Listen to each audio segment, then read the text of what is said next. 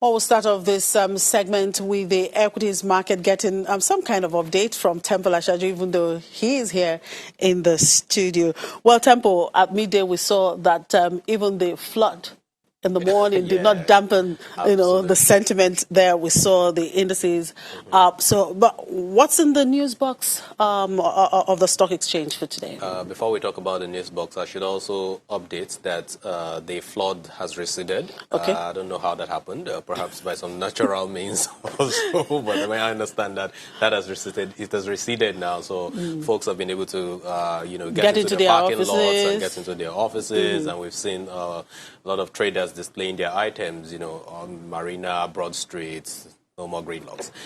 For the news box of the stock exchange today, we've seen, of course, the news that's woke a lot of investors this morning, being the acquisition or merger between CCNN and the major cement company, Bois Group, which will indirectly happen through the Obu Cement company, which is under the Bois Group company. So we understand that will lead to the listing of CCNN from the Nigerian Stock Exchange and be replaced with the listing of Obu Cement eventually. What that's basically translates to will mean that CCNN will no longer be seen as a ticker on the floor of the stock exchange. I think so. It will now be called what? Obu Cement. Obu Cement. Yes. Okay.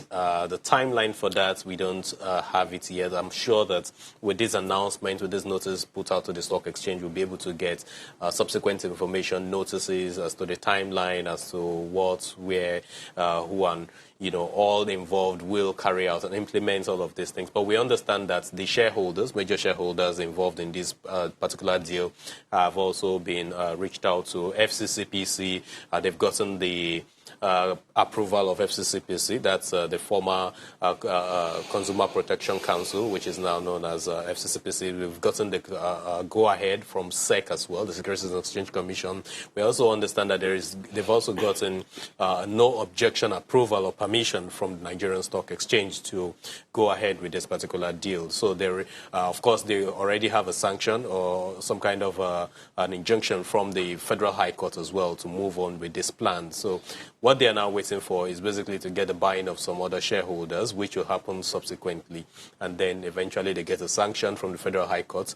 They get the final approval from FCCPC and, of course, the Securities and Exchange Commission and, last but not the least, the Nigerian Stock Exchange. So all of that will happen eventually. We understand it is a consolidation. It is, two businesses really coming together, and it will translate to something really, really positive. I'm sure it's what investors are really looking forward to. Exactly. I should also add that Dangote Flour, with effect from today, has now been delisted from the Nigerian Stock Exchange. Has been placed on suspension, I should say. Sorry, because of the acquisition of that particular company by Olam Nigeria Limited. Okay. So the deadline has been reached. The shareholders concerned that are supposed to have the shares of this particular company bought at 24 naira per share have now been reached as well, and so all of that deal will come through any moment from now. Then subsequently we'll see the delisting of Dangote Flour Mill from the Nigerian Stock Exchange. Now, is it possible that all these deals that we're seeing, coming into the market would perhaps take a new turn or bring a new turn for the market eventually? Yeah, well, it's possible. It's not an impossible scenario. The thing is, deals like these happening consistently, especially between domestic players like these, will sort of get the foreign investors, offshore investors, to try to look at the markets. So things like this are happening between domestic investors. Then let us try to see how we can dilute our funds with these folks. Yes, some folks may not really like it, but some other major players in the market gets to like that because, again, foreign investors, hot money, actually some kind of a necessary evil in the markets. Okay, Temple. Well, I hope to see you on the other side of Lagos by tomorrow. Certainly, that will happen. No flood will deter us from getting that. All right, let's hope so. Anyway, Kenya's Finance Committee of the Legislature has recommended that Parliament should repeal a cap on commercial lending rates in line with President Uhuru Kenyatta's demand. According to the committee's report, the team proposes that existing loans be shielded from any increases in rate even after the cap is repealed. President Kenyatta refused to sign the government's budget for this financial year earlier this month, demanding that lawmakers repeal the cap, which has been blamed for a slowdown in private sector credit growth. However, the International Monetary Fund's Africa Director, Abebe Selassie, says Kenya should do more than removing interest rate caps to boost access to finance and credit extension. The Parliament will vote on whether to accept the Finance Committee's recommendations next Tuesday.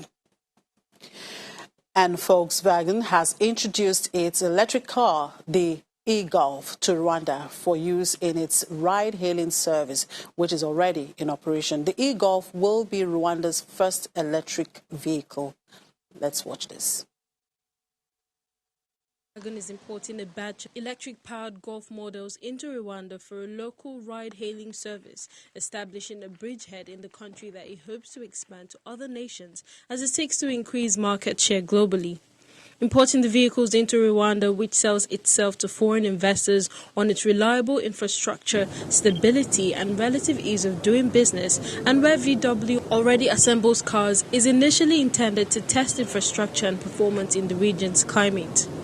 Probably in the next 5-6 years, where electric car prices will come down dramatically and traditional cars will actually get more expensive, because now you need higher engine cleaning facilities and everything. So when those two curves cut, when electric cars become cheaper and they have the same range like a traditional car, and they can charge them overnight, you don't have to go to the petrol station for it, and they must drive it. Driving is real fun. Huh? So when that happens, there will be a complete switch, I guarantee you. Company's representative said the stations can charge up to 80% of the car's battery within an hour, although it takes around 11 hours to charge a car at home. The e-Golf's range, fully charged, is up to 230 kilometers. VW's new ID3 model, to be launched next year, will have a range of 600 kilometers. Alternate current charging structure where it takes a little bit longer and you can charge fully in 4.5 to 5 hours overnight. And then we have direct current, the DC chargers, where you can charge into 40 minutes full charge. Yeah. So if you, for instance, run out and you have them placed like maybe petrol station over the city, and you just like maybe 10 minutes of charge, it gives you another 100 kilometers to go. So yeah, very simple. Rwanda has an installed power generation capacity of 286 megawatts. The cars will mainly charge at night when there is an excess of power.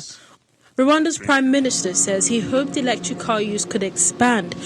E-mobility presents great opportunity to substitute expensive fuel imports with electricity generated in the country. In 2018, fuel products were the largest single import product category into Rwanda, accounting for 12% of all imported goods. Rwandans are becoming increasingly aware that protecting the environment is a top priority. The Prime Minister acknowledged the high price of electric cars will not appeal to most African consumers, but said scaling up production and favorable government policy could help bring prices down.